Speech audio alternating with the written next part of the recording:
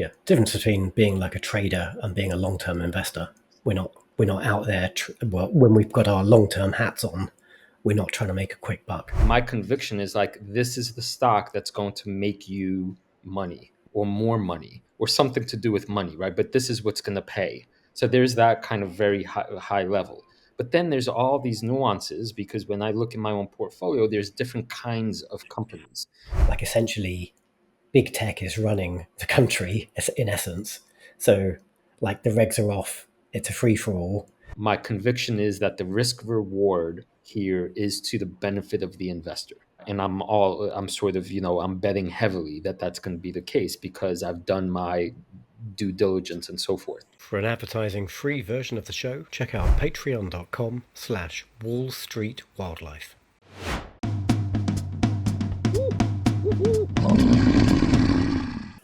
Welcome to Wall Street Wildlife with Christoph and Luke. This week, Coatue just published their Fantastic 40 Growth and Innovation Index, which is a list of the 40 companies they believe are best positioned to lead in an AI and tech-driven world by 2030. What did they pick and what are they missing? Plus this week, what does it mean to have conviction in an investment?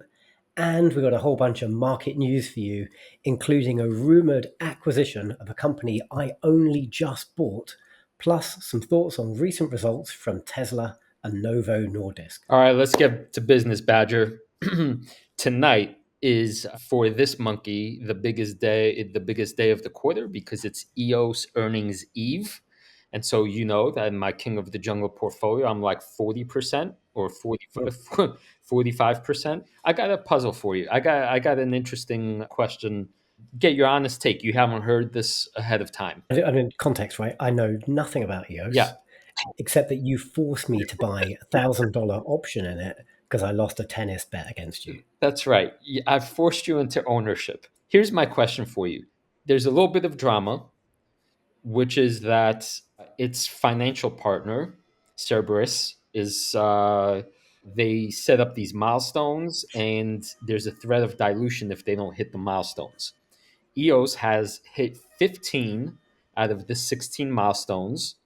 The last one is a sales milestone, and they kindly extended this milestone so as not to appear as punitive. That's when we knew as investors that they're not there as piranhas just waiting to take advantage of them, right? So tonight, we're going to find out what happened, whether they met this milestone. If they did not, then there's going to be something like a 1% dilution penalty or something like that, right? So because the guys who gave them the loan, like they're then legally allowed to like call in the warrant or whatever it is they've got. correct.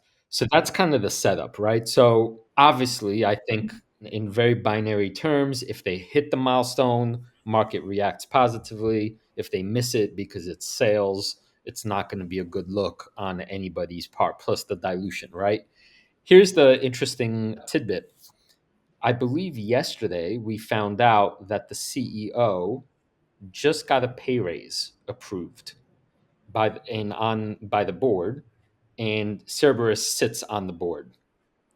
So, pop question: ahead of this earnings, how likely is it that they missed the milestone while at the same time granting the CEO a pretty decent pay raise? No, these things are not remotely related, and you're smoking something if you think they are. You and your battery heads. Really? Yeah. Why do these two things have anything to do with each other, right?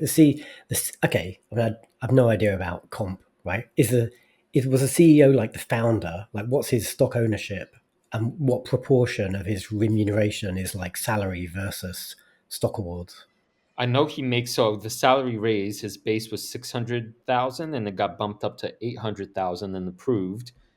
I don't think he's a major insider owner. I mean, he during the peak trough of are they going to make it or not, he was signaling confidence in the company by buying shares on the open market, something like 50,000 shares or whatever, so 100K's worth to signal. But other than that, he's not one of the major owners. All right. Well, stand by that. It's immaterial. Like, salaries are up in tech like driven like Meta have just like done something ridiculous with like the literally like the $1 billion salaries they're giving to AI researchers. I know that's nothing to do with this, but like salaries in that world are increasing faster than inflation in the US particularly. And like if anything, this might be a bearish sign because maybe they missed the milestone and maybe the CEO has like, he's like threatened to leave and they've had to like hang on to him by giving him like an out of band pay raise. But I don't think that's the case either. I just don't think it tells you anything. It just tells you like if there's like a thing that would be a better indication, I think, would be yeah, like buying or selling behavior or stock awards or something like that. But you probably wouldn't see like stock awards if they're material outside of quarterly reporting because they have to file some stuff if it's material. So yeah, I mean, I don't know. Okay. You guys, right? There's so little to actually pin proper due diligence to with like tiny little companies like this. You guys love jumping on like any snippet of news. I firmly disagree. And of course, I would say that because, you know, uh, but s- try and be as objective as possible. It seems odd. It seems like it would be a very bad look to have a company underperform after the second attempt, and for the guys basically in charge of the company to say you underperformed, and therefore we're gonna actually not just reward you. But see, in the UK, right, this has been in the headlines in the last couple of months. The CEOs of a number of like national scale water companies of like one of them, I forget the details, got like a significant pay raise and bonus, and they've missed some really, really significant environmental milestones, and the company's going to get slammed because of that. But the leadership team get rewarded regardless. I You don't know, think that's the case here, and maybe it's because it's still a small cap, so we're not dealing with behemoths that are integrated in everything. We know the company just fired the chief financial officer after a very short period, and these guys at Cerberus are there. They do have this reputation for being cutthroat. I mean, it's not. That's why I think there was a lot of back okay, and forth. So but there's cutthroat and there's like cut your own throat. Like if I didn't know about the CFO. If you've just exited the CFO, and if you then either exit or allow the CEO to leave, like that's a very bad look, and presumably like a big hit on their bottom line. yeah, So CEOs. No, no, no. This is his whole life. This is not one of those situations. This is just what he does now. So okay. interesting. You're saying immaterial, unconnected, and I'm reading it as almost. I don't know. I'd put it at like 80% probability. Like it's given me way more confidence than I had.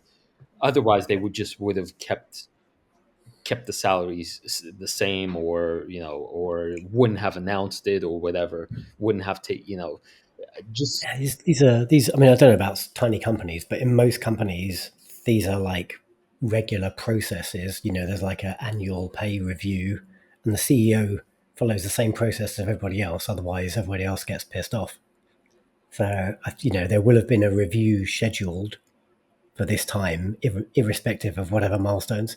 Hey, look. yeah, Anyway, I know I didn't give you the answer you want, but people don't listen to this podcast because we agree with each other. They listen to it because we attack each other's ideas.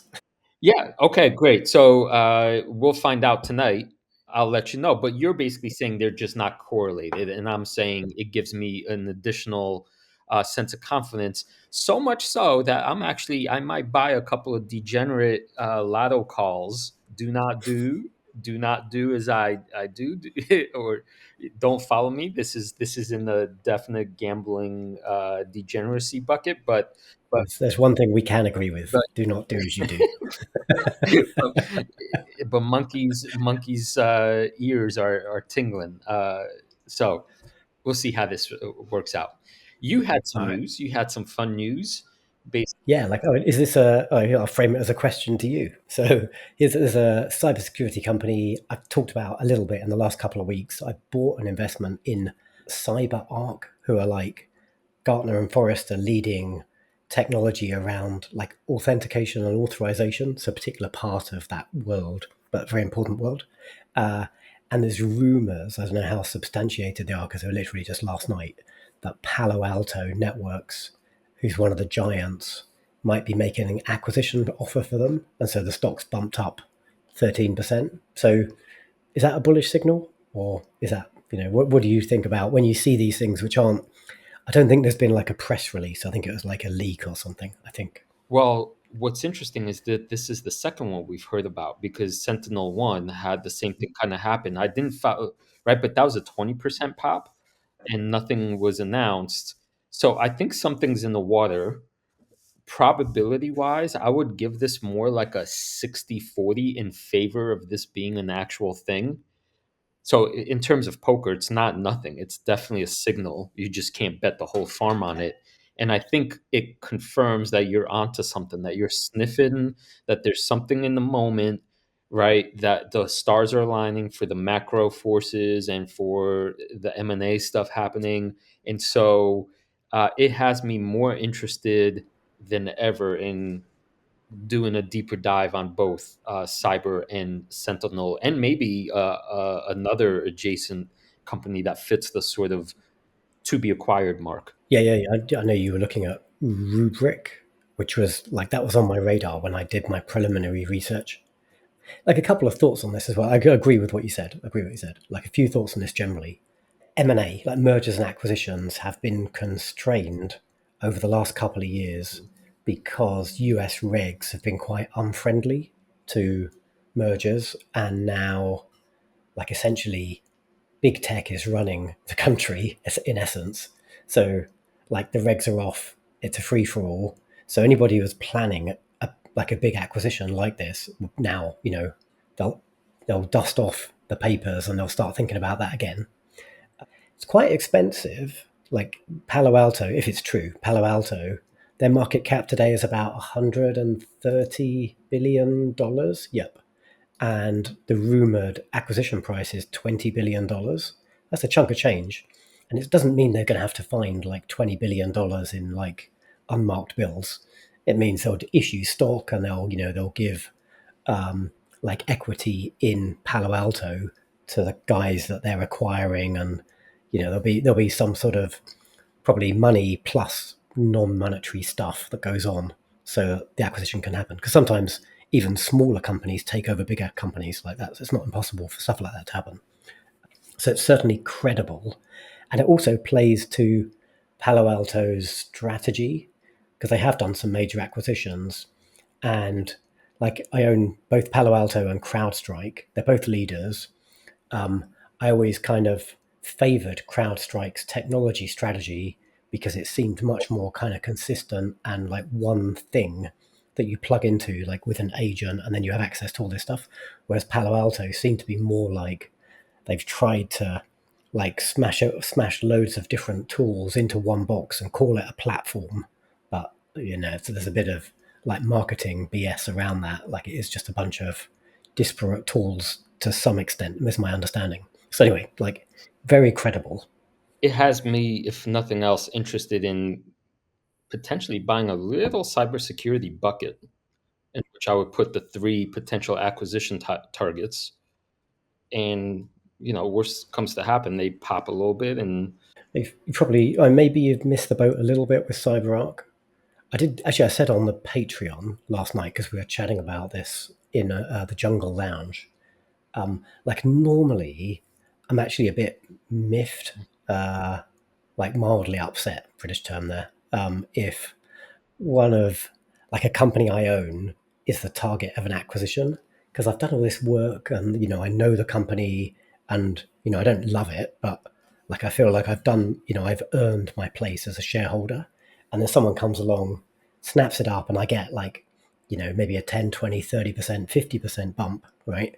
But that's not why I'm an owner, to make a 50% return. I'm an owner because I want like 100 times return in 10 or 20 years time. So that story is over when the company gets acquired. But in this case, I'm kind of chill about it. Like the stock is up 13, 14% overnight. if the acquisition closes, maybe I'll end up making like 20 or 30% on my investment from a few weeks ago. I haven't done much work on this one. It was a starter position. So, yeah, happy to take the win and just go, yeah, okay. Just means I've got to find another stock. Like you're saying, like you want to get some cybersecurity. Like that's a priority right now for me. So I'd have to go and find like a different company. Yeah, this is a hard thing for beginning investors to understand. I know I was confused by it for years. Like, stock pops 40% and people are upset. No, like how could that be? Well, there's a difference between, entering a casino, pulling on the knob, winning, you have a little bit of euphoria and you're like, cool, versus putting in, like you were saying, hundreds of hours of work, intending to be an owner for 15 years, and Yep. then it gets snatched out from under you for a mere whatever little pop. Uh, Yep. the best I could think of right now is like if Relay Therapeutics, for example, was bought out for something like $2 billion, like that would be like a 3x or something. Like that would be a disappointing outcome based on my expectations for like a decades long compounder. So Yep. yeah. Exactly. Exactly. Yeah. Difference between being like a trader and being a long-term investor. Yeah. We're not out there. Well, when we've got our long-term hats on, we're not trying to make a quick buck. So today we're recording. We're a bit ahead of ourselves because we've got like our part two King of the Jungle deep dive already recorded. It's going to go out next week. So today is Wednesday, the 30th of July, and you'll be catching this episode in about 10 days' time. So this news will be a little bit dated, but last night, Novo Nordisk announced results. They've substantially cut back their forecasts, and as a result, the stock has sold off like 20 or 30%, I think, overnight. Right, on top of Yeah. a sell-off that for a while. So here's my pop quiz question for you, and this again has nothing to do with like these fundamentals. This has to do with just adding an extra bit of reasoning to whether to buy now or not. When you look at this chart, Badger, can you see, like a painter would, a pattern or a couple patterns? Like, I don't know what all these squiggly lines mean, but clearly, like the valuation has gone down and the volume of stuff traded has gone up. I guess that's my amateur view of So what let I'm me looking at. actually back up. Each one of the lines, if we're looking at the top picture, it represents a time, 1 month. So this is actually 7 years now of this of Novo's price history. Do you see a pattern in what the in terms of directions? Yeah, of course. Yeah, it's like on a massive downward trajectory. Okay, so let me add a little granularity to that. I see three patterns worth paying attention to. There's the pretty much uh, pattern that looks kind of like it's straight up from 2018 until about 2024, and then there's the obvious reversal of that pattern from about 24 till now. So it kind of looks like a hill, right, with a peak. But I also did notice that there's about a year in which the stock traded sideways from, I don't know, it looks like July 21 to about July 22, like a flat plateau, right? But that ends up being sort of immaterial. Why I'm using this now to answer Barry's question is, should you buy now? And my answer to that is no. And it's because in this kind of long term view, we could see that these patterns tend to last a long time when zoomed out. So from 18 to 24, it's kind of like if it's an up pattern. So if you say, do you buy now? I say yes, because you're working with the pattern. You're swimming with the momentum. Now there's a clear reversal and it's not going uphill, right? It's going downhill. So the only way I would recommend Barry to buy stock now is if he was, I would call, a domain expert, or if he's done his really due diligence and he could confidently explain why this market reaction is, so to speak, why it's an overreaction. He could point to like with confidence. I can't do that. I have no fundamental understanding beyond the headlines, right? So I cannot tell you that the legal uncertainty, blah blah blah, is an overreaction because I know X, Y, and Z. All I could tell you is the market is going to continue now in this direction until there is that reversal. And when that reversal happens, the price will then show it because it's going to go up a little bit. And that would be when you would take a much more de-risked, or call it, you would make an easier trade after it sort of has a little bit of a pop and that momentum starts going the other direction. Otherwise, the probabilities are in favor of this dropping further. So it would be more of the catching a falling knife thing. Yeah. No, totally agree. But and so maybe if we like, so I guess the it went over the peak in, I suppose, about a year ago, like looking at the axes. So kind of July, so say Q3 last year. It's been in this kind of, the market cap has been descending since then, and so but that's like looking in the rear view mirror. But you're saying, like, not ignoring any other actual due diligence and understanding, like that's a signal that you should just like keep out of this until the curve turns. Right. Yeah. And so one more, this is where that flat bit comes in. One more little Yeah. piece of hidden evidence here, or not evidence, hidden, I don't know, it's a crime scene, right? We're trying to make sense of it. Do you see that for now, that the price ended sort of exactly at the level of that horizontal flat plateau from 3 years back? And if you look on the right side of this chart, there's that vertical set of bars, and those mean that the longer those bars are, that's where most of that volume happens. So it's almost like shelves. It's the more volume where price happens, the stronger the shelf is. Oh, So, the horizontal I'm bars, sorry, the the blue and horizontal yellow ones, thing. the ones Yeah. in yellow and blue, right? And Got it. so Right. to me, this means one of two things. The price logically stopped at that shelf, which also happens to coincide with that plateau. That's why the shelf is there, right? Yeah. And now, were the price to actually break through and go further down, then there's still a lot more it could go down in terms of momentum. So I would, as it keeps falling down, I would not. I would continue to stay away. But if we see the price stabilizing around this point, that's more evidence that it's kind of, that's as low as it's going to go. And of course, we don't know, but then it would be more of a, okay, it's not going to drop further. Than if you study the company, you have more evidence that the next thing that's going to happen is that back to the upside. So All right. Like, I won't argue with any of that. I get it. I don't put any stock in this stuff, really, because because I've the only thing I'll look at is actual, like the stuff we said. If Barry hasn't done these things, like those are the things you must do, and the price tells you. In my sort of badgers don't bury their head in the sand, like they dig holes and climb into their burrows. In like my badgers set, they have sets, not burrows. In my set, right, we don't allow these like guys through the door when they're selling these kind of charts. You want to like come into the badger set and talk stocks.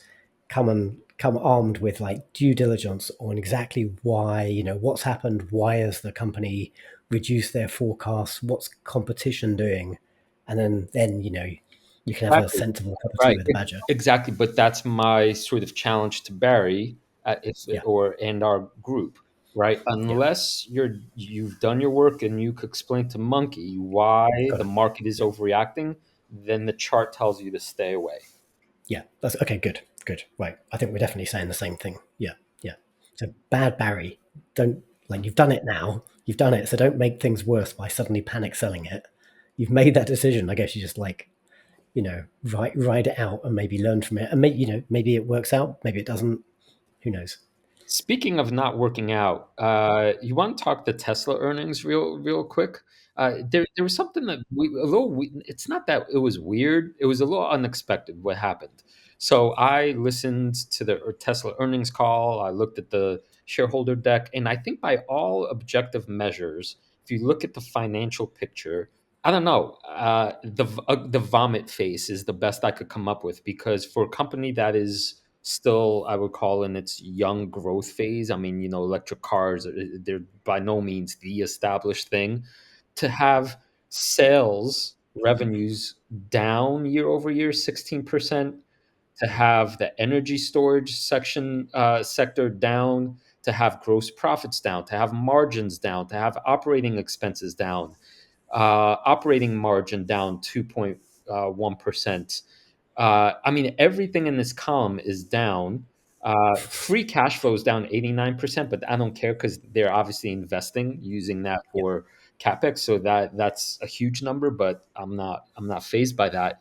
But I mean, it's down across the board, right? Which we talked about this, we sort of predicted. And then the first thing that happens next day is stock drops something like, I think it was like 7%, 6%, something like that. And then over the following couple of days, it's kind of back up to where it was pre earnings. This tells me there's no other way really to, I don't know, justify, explain it to myself, is that this stock is being held and controlled by the large institutions. And the large institutions are primarily saying, we believe the long term story that Musk is selling, far above and beyond what the financials show for the current company as is, which is a car company slash. I agree with you, but I would challenge the large institutions. I think Tesla retail investors are more than 40% of the ownership of Tesla. And actually, like, unfortunately, it's like retail. Most people don't understand or do the numbers. They're driven by the story and the narrative. And that's probably why this is such a narrative driven story, not a numbers driven story. Okay, so fair enough. Whoever controls the stock, you're saying, is okay. I just This just got my ears a little bit, perked up, because to have a high premium like Tesla does, it's not pre-revenue like ASTS Space Mobile, right? It's not. It's already in past the early innings of its story. For these numbers to be this bad, and for the stock to basically not change, means to me there's already evidence that's shifted into more of a story stock than a company founded by any fundamentals. Otherwise, right, this kind of deceleration would just be outright recognized as bad news. Nothing new there, right? We've been saying that for a long time. You either buy the story or you don't. Yeah, and I guess I'm saying I'm just surprised that the stock recovered. Yeah, yeah, yeah. But that you're like, I'm agreeing with what you're saying. Like you, but it's not. I suppose it's not surprising the stock didn't really move in essence because the story didn't change. It's just the numbers changed, and the numbers haven't made sense for some time. Right, and yeah, so I don't expect. I think we talked about this too. I don't expect the numbers to be much better this coming quarter either. Right, there's none of the story bit is still coming into play. Uh, the tax credits are going away. So the company is more expensive, I think, than ever. Really. Yeah, yeah, yeah. Totally. That's totally true because the market cap stayed at broadly the same level, but the sales have like dropped off a cliff, and so then your valuation ratios really start to go out the door when like these year over year numbers get ugly. Yeah, though I'm not sure. It's Yeah. I don't know if the sales dropped off a cliff. I don't know if that's the expression I would use, but it's enough for me to see all these negatives that obviously are a pattern. Mhm. And for a company at this stage in their growth cycle to be already sort of post peak, it doesn't need to be a cliff. It just needs to be, on the other side of the peak. That gets me thinking, well, how quickly will that reverse? And if storage is now facing tariff headwinds from China, what reason do I have to be confident in my holding this company right now? Like maybe to me the most fright. I haven't really gone into numbers because I said like the numbers are almost irrelevant. But the one that will frighten me the most, just looking at this picture you've thrown up, the one that frightens me the most is gross profit margin down 15%. Like that, there's something else wrong. It's not just about fewer sales. It's about, and it's not about like capex and preparing for like robo taxi and other lines. Like the cost of each car is individually less profitable for them. Gross margin is down 71 basis points, which is just under 1%. But even that, what I said stands down 1%. The cost of each individual car, or the profit of each individual car, has dropped by 1%. That is like there's something behind that number that we need to understand. Right. So I am not incentivized to buy any more shares here, even though I have. It's one of my 14 in the King of the Jungle portfolio.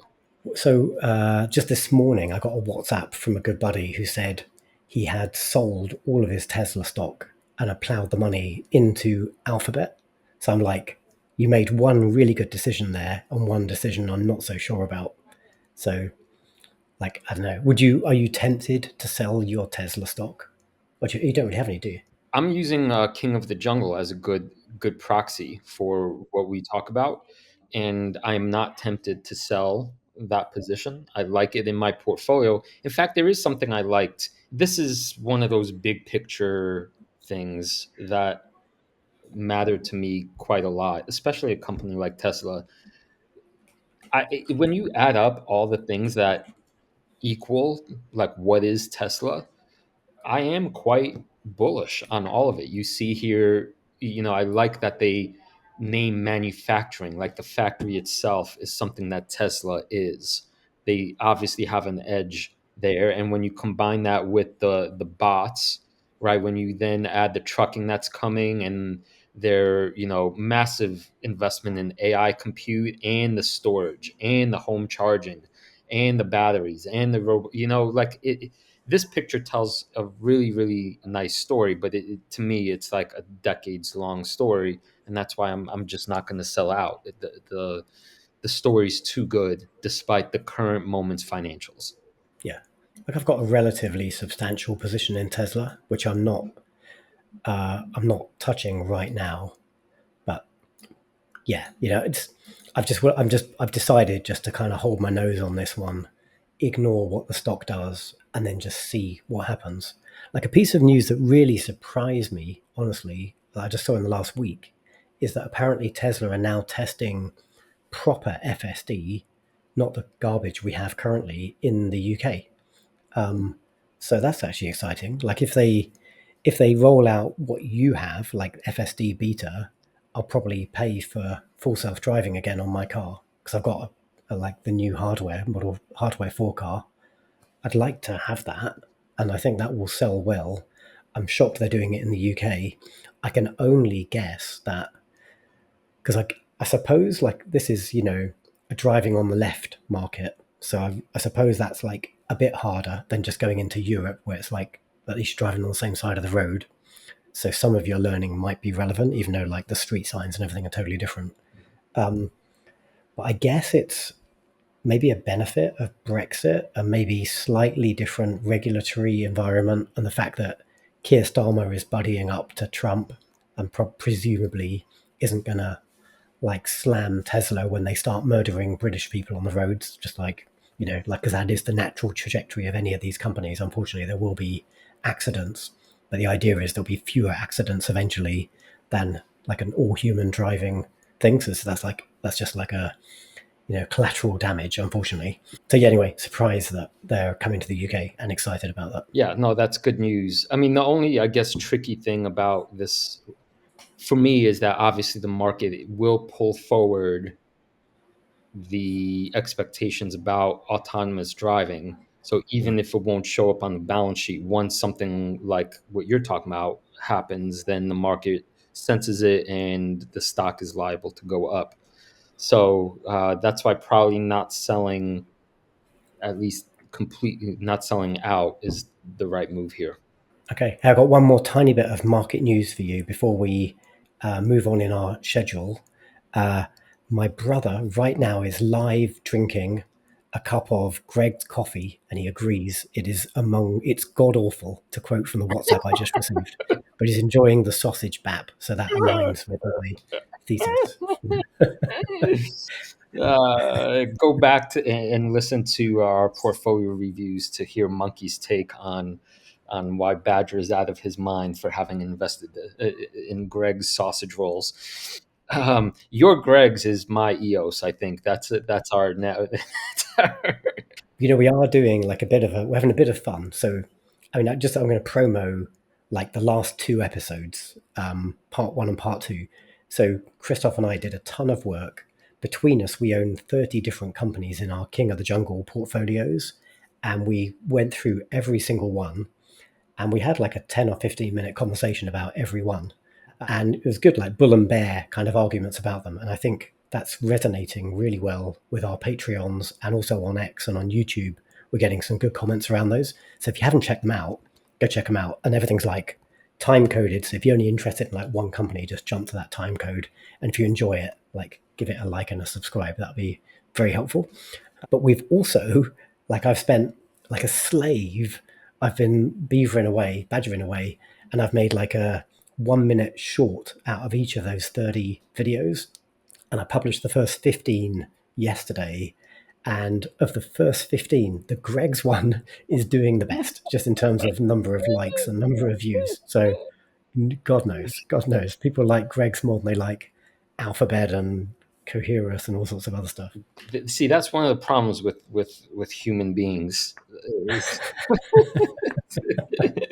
They'll latch onto something like a god awful coffee and sausage company like Greg's, but ignore life changing technologies. Anyway, but that's a nice segue to we had a question from our Patreon that I think quite astutely looked at our conviction ratings and said, "Well, what exactly do you mean by conviction?" And it's a great question because it's not a simple answer. Um, Badger, do you want to take a stab on how you answer Paulo's question? Hey, listeners. My name is Brett Schaefer, one of the hosts of the Chit Chat Stocks podcast. On our show, we do comprehensive stock research reports, interview analysts, and learn from great investors. And we have coverage on stocks like Airbnb, Nubank, Mercado Libre, and many others. Plus, we cover all the hot financial news on our weekly investing power hours. We have episodes for all types of investors, and think if you listen to this podcast, you will enjoy ours as well. Follow the Chit Chat Stocks podcast on YouTube, Spotify, or Apple Podcasts, and start discovering new investments today. Like I said, when we went through these 30 stocks, we also awarded them a conviction rating from 1 to 10, like 1 to 10 badgers or 1 to 10 bananas. And Paulo tried to infer what was the driver of our conviction from the results. I think he gave us a really good pitch, but let's just sort of reset how we think about this. And I think one thing we both did going into that prep was we said, like, our conviction has to reflect the valuation today. So, if Tesla had just reported terrible results, presumably your conviction has taken a knock, and that it should be reflected in that, because those last two episodes, like, they're timely. They're our thoughts right now.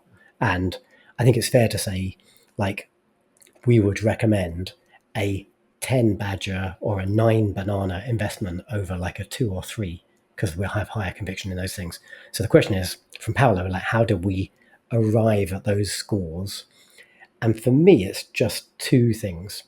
Like, one is my familiarity with the company, because if I don't really understand the company, by definition, in my mind, I cannot have conviction in it because it's not founded in anything.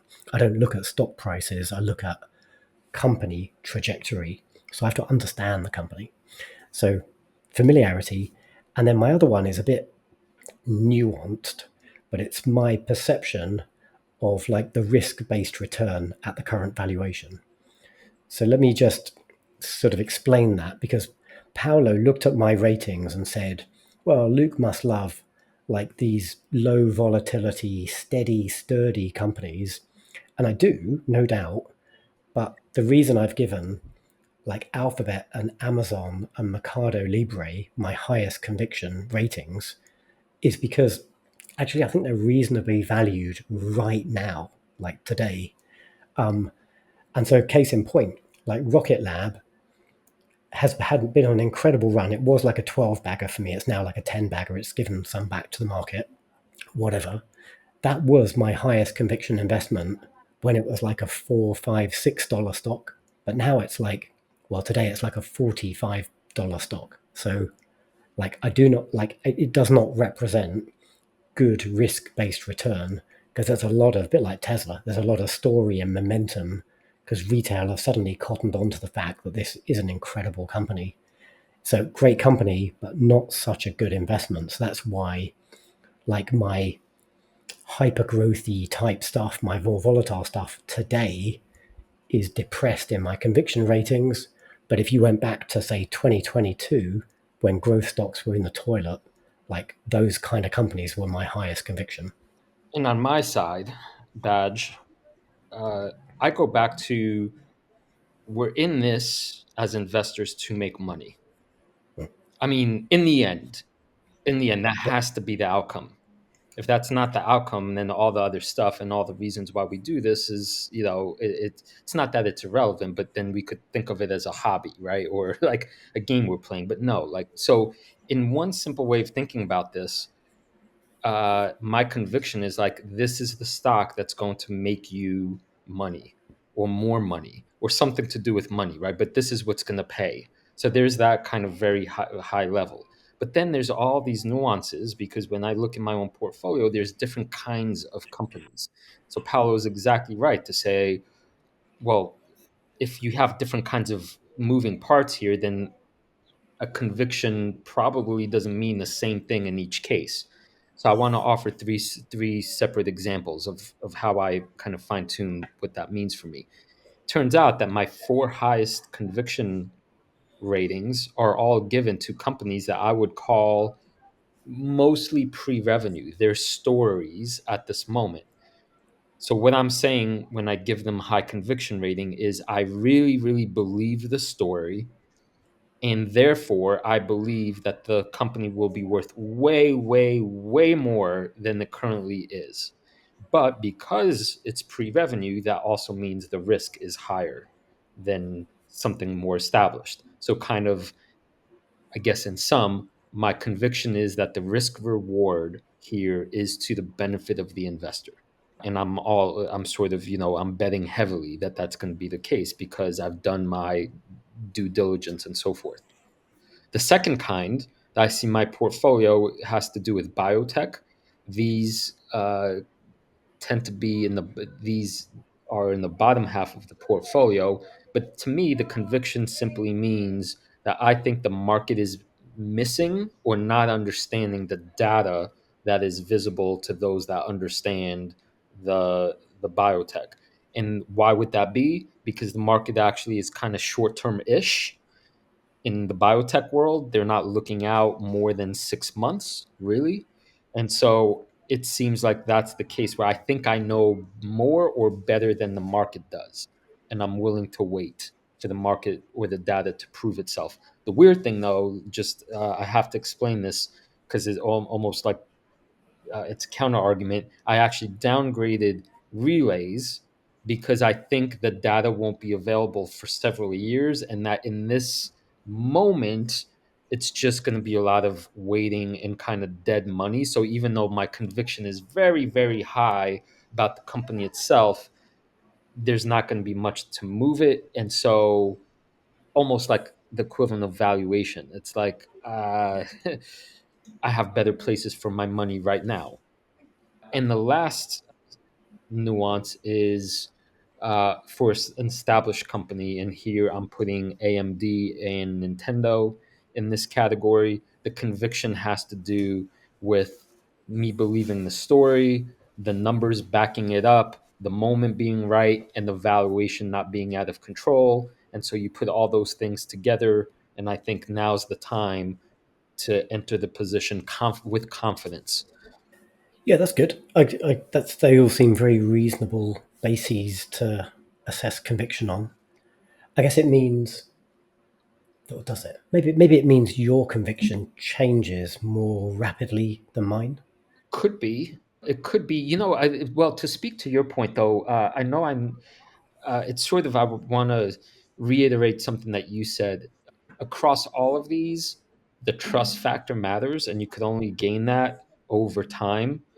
And so, another overlap, so to speak, because I've been researching EOS now for 3 years, even though it's pre-revenue, I know that company inside and out. So that's another one of these things I feel like I'm not going to flip flop about, because I've earned that trust, so to speak. So unless something breaks the thesis, it kind of helps. But something like AMD, which is new to my portfolio, I can't see giving it much higher than a 6 or 7, because I haven't been with the company for very long for it to have earned that conviction in this way. Yeah, I suppose you're right. I'm liable to make drastic moves in conviction rating more quickly than you are, because of the kinds of companies I own. Like, say tonight, calling back to the top of the episode, let's say EOS do have missed this milestone. Like, what does that do to your conviction around the company? That would entirely depend on the reason. If it's like because they screwed up, because, Mm. oh, oops, we overpromised and the demand is nowhere near what we thought, that would be a drastic change in conviction levels. I just don't see that happening. So that would be a kind of thesis breaker, really. But if it's something like,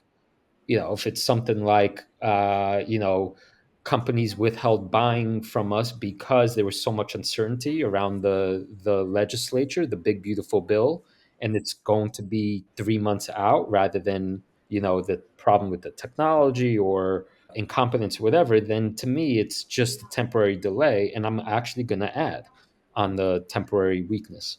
But then, I mean, this is like the investor call. I guess they get questions from analysts, but they're never going to tell like a terrible picture, right? They're incentivized to tell the sunniest possible story and, have excuses up the wazoo and analyze. Like, it's interesting. Like, you should definitely, when you do your due diligence on a company, you should listen to the earnings calls. And I mean, I don't mean like read the transcript, listen to the calls, because sometimes you hear something just in the nuance and the intonation and the actual conversation. And often I'll hear an analyst will ask like a kind of passive aggressive question. They'll get a bit of a flim flam answer from the CEO or whoever, the CFO, and then the call just moves on because like the analyst has had their airtime and it doesn't really get addressed. And if you were just reading the transcript, like you might not get that sense of what's really going on, might be able to read between the lines in that way. Totally. This is something, yeah, this is like poker level stuff, like reading the table, right? I mean, it's amazing how true this is. It's kind of shocking, but to put it as bluntly as I did with regard to the chart reading stuff, if you get out from the weeds, right, and just really look at the big picture on an earnings call, the company is either really excited and like, no, we're in it, like we believe in our story. There's problems, but we're going to overcome them. Like, but they're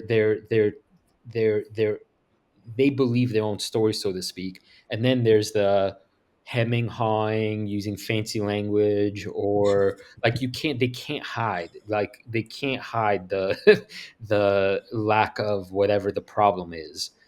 And it's just so easy to spot, which by the way kind of is weird. It's why Tesla now their earnings calls are sort of tricky, because Elon is a tricky narrator.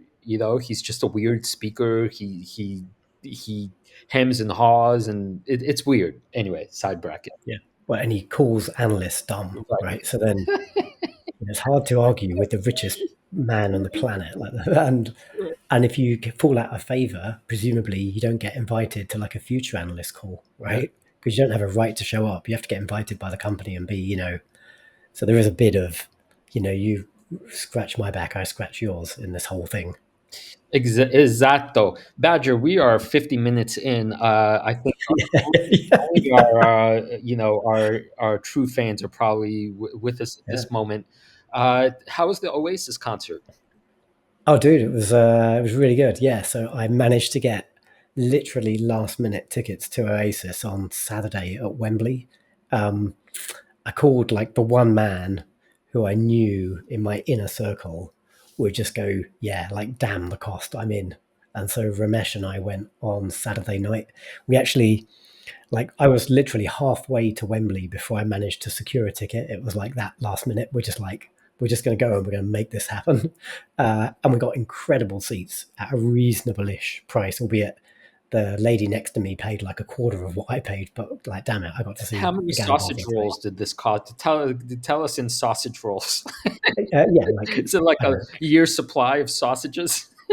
It was a sixth of what I was willing to pay like a year ago when I was trying to buy tickets. It was like 460 sausage rolls each. But So did the boys still have it? Like, how old are they? Do they? I mean, they're getting up there. They're not the Stones, right? But did they? yeah, yeah, Like it was a good good gig. Yeah, show. it was really good. They are really good. Yeah, they are really good. There were concerns about Liam Gallagher's voice last year, but like they were assuaged, and they were kind of, there wasn't any fighting on stage. I mean, to be fair, they just kind of came out, did the set like workmen, and then like left the stage. So there wasn't like huge drama, but it was very good. It was really good, Was and there any chit chat between like did they? yeah, a little bit, little like you know 5 seconds of chit chat prior to each song, but no, no like we're back and like thanking the audience and like la la la. They just got the job done. But I was happy, like very happy with that. I thought I would never see this band. I was chatting to Ram on the way there, like super excited, and like in my mind, like I've missed like there's only one artist or one band I wanted to see more than Oasis, and that was Queen with Freddie Mercury. And I've seen Queen with Adam Lambert, and it's incredible, great show. Lambert, what a performer, but it ain't Freddie Mercury, and I'm never going to get to see that, barring some incredible AI innovation. So I'm just shocked I got to see Oasis again because I didn't think they were going to get back together. Okay, well, right on. It was glorious to see you rocking out at that show. Meanwhile, I got myself to a convent in Ooh, southern Italy. I was we took a trip. Friends, a group of us went to explore. Yeah, the boot. We got off the island. That was kind of cool. Taking the ferry from southern Sicily over to mainland and exploring southern Italy. And yeah, we stayed in an actual convent because the friars, a Franciscan convent, the friars were out on vacation, and uh, for my soul, it's good to like be in a room with like just a bed, a nightstand, like the anti rock and roll thing. But there was no AC, and it was 100 degrees for one of the nights, so that was a little bit okay. dicey, but um, good Okay, experience. I won't ask you. I've never really asked you about your like religious affiliations. But anyway, have your soul been cleansed in some way, Well, no, either no, no. philosophically or I'm otherwise? actually happy to talk about it in part because this is what I wrote my dissertation on. So, and I have my philosophy Substack, and it's called Fire Philosophy, Zen, Nietzsche, and How to Live. And so, I wrote about Buddhist philosophy, I guess, in my professional academic life. So I'm happy to say that in as much as Zen is a philosophy, it has religious qualities, and so I'm a Zen guy. Okay, but it's not Catholicism, right? So No, the convent didn't have any specific meaning for you. well, I was raised Catholic in Poland, so there's that. But Yeah, I right, see right, it from a right. very different light now. But here's the thing: this is interesting. I want to mention this briefly. I spent a lot of my time there reading this book, Mm, "Open Socrates: The Case for a Philosophical Life" by Agnes Collard. Go check out my Substack, my Fire Philosophy Substack, firephilosophy.substack.com, because I did an interview with this author. But the one thing I want to bring to light here is that she basically tries to explain what the Socratic method is, and most people, I think, have the cliched understanding of it. Like Socrates comes up to you, asks you a bunch of questions, shows you what an idiot you are for not knowing, the answers. And that's like a cartoon version. But there's one takeaway I think that's really, really smart, that's useful for us. She starts the book by talking about Leo Tolstoy, author of War and Peace, and these great works of literature. And he also wrote some a biographical, kind of autobiographical confession in which he got really depressed after already being famous and having world fame and money and this large estate. And he was like, "What the hell is all this for?" But in that snippet, he's asking himself a bunch of questions. And she calls him out and says he's not really asking. It looks like he's asking, but he's not really, because he already sort of presumptively knows what the answers to the questions are. And she therefore says what Socrates does is that he really puts in a lot of work to generally ask what most people are not capable of asking. But here's the takeaway for you and me. One of the main takeaways anyway, is that in order to generally perform, so to speak, the Socratic method, you literally need a partner. You cannot do it yourself. And that's because there's the paradox of, call it, the eye is unable to see itself. It's the thing you use to see with, but you can't look at your own self. And we talk about this in different variants. But my takeaway, Badger, is this. I actually think, in as much as you and I challenge each other or try to, I think we could even get better at that. I think we not only can, that's obvious, we always could get better, but should make more of an effort to legitimately either refute the other guy or be refuted ourselves. And that is, in a sense, why this format I think is as valuable as it is, and why all investors really should belong to some sort of community or have a kind of investment partner to work with, because to reiterate, you literally cannot see the things you already believe to be true.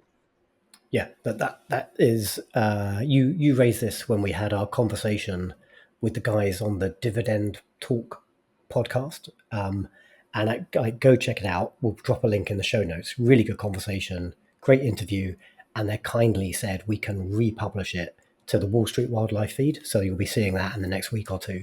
And yeah, you raised the same point about your inability, by definition, if you believe something, to truly challenge that belief. Because if you're able to challenge the belief, then you didn't believe it in the first place. But it does boil, it's wordsmithing. It does boil down to your definition of belief. But there's certainly like a really good lesson there for investors. Investing is better with friends, and ideally better with friends who can give you, not just call you an idiot, but give you like constructive, objective feedback on why you're wrong about something, and give you like the true bear case or the bull case if you're bearish.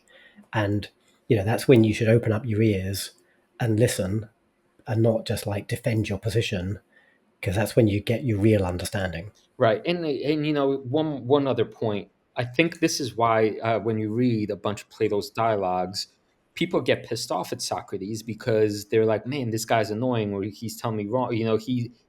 They read him as though he's just trying to make fools out of them. But if you take out your interpreting good questions as having anything to do with your own personalness or selfhood, and you only see it as an attempt to really see the truth, then anytime somebody refutes you or shows you why you're wrong, that's a reason to celebrate rather than to be pissed off. It's hard to do because we take things personally, right? But in an investing game, in the end, like poker, what matters is, are you making money or not, right? And not how you feel about it, right? So anyway, it's a great book, and I think it's going to encourage me to be even meaner to you about your sausages, Yeah, so you could prove to me why you're right about them. Yeah, and we did have a bit of an informal fun vote on our Patreon to ask, like, am I attacking Christoph too much? And everyone was like, no, do that more. So, Yeah, right. they want this shit. They want us to attack each other personally for fun. Obviously, that's just joking, but attack each other's ideas because that's how we learn. Yeah. All right, shall we move into the last part of our episode, which is Well, how's about this? Because we have just ticked over the 1 hour point. So we were going to talk about the CO2 Fantastic 40, and I've done a shit ton of work prepping that topic. So I want to give it proper airtime. Why don't we tackle that next week instead? Because it's kind of timeless. They've just published the thing, but like the information's not going to go out of date. And yeah, and then that'll, because you got some travel coming up, that'll give us a little bit of a buffer while you're sailing the seas of Greece. And then you and I are both going to be in the States in August because I'm coming over for the US Open and to catch up with a whole bunch of very, very good friends. And you're heading home to Austin. That's right. I was so excited by this book on Socrates. I'm making my way straight to Athens to see where the old man did his dirty work. Awesome. Yeah, Very right on. good. Right on. All right. Very good. Well, you have been listening to Wall Street Wildlife. If you enjoyed our conversation, do go check out our last 2 episodes because they are very good and they are full of up-to-date insight and due diligence and conviction ratings on 30 stocks we own in our King of the Jungle portfolio. But like, those are the same stocks we own in our real portfolios. Like, these are the companies we truly believe in, even the ones we gave like 2 and 3 badges and bananas to. Like, they're well worth a look. And if you go check out those episodes, we'll tell you why. Are you ready to become a beast of an investor?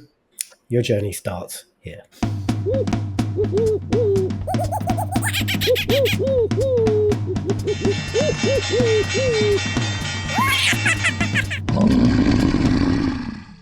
A reminder that the people on this program may hold positions in the companies that are mentioned. Buying and selling stock carries financial risk, which could include loss of capital. The views in this program should not be taken as personalized advice. Before acting on any of the information provided, listeners are encouraged to consult a financial or tax professional.